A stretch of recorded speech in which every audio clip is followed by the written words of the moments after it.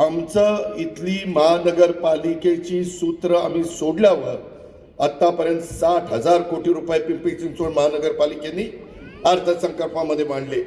30 ते 32% आस्थापनाचा खर्च धरा, तो कमी केला तरी देखील 40,000 कोटीची कामं कुठं झाली त्याचं उत्तर यांनी द्यायला नको.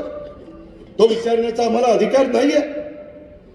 शेवटी जनतेचा पैसा आहे, कर रूपाने तुम्ही तो पैसा तिथं दिलेला आहे. दुसऱ्यांना निवडून दिलं तर ज्याची मी त्याला नगरसेवक केलेलं होतं, त्याच्यानंतरच्या काळात स्टँडिंग कमिटी त्याला दिली. का दिली तर विलास लांडेंना आमदारकीला तिथं त्रास होऊ नये म्हणून दिली. ह्या पट्ट्यांनी त्या स्टँडिंग कमिटीमध्येच काय करायचं ते केलं आणि तेच विलासच्या विरोधामध्ये पट्ट्यात निवडून आला. काय करायचं? आज काय प्रॉपर्टी झाली त्याचा विचार करा. कुठनं आला पैसा? अरे तुम्ही देखील इतके वर्ष काम करताय, तुमची काय परिस्थिती आहे? आज दादागिरी कुणाची चालली, रिंग कुणाची चालली, भ्रष्टाचार कुणाचा चाललाय, शरीरावर अंकुश कुणाचा आहे?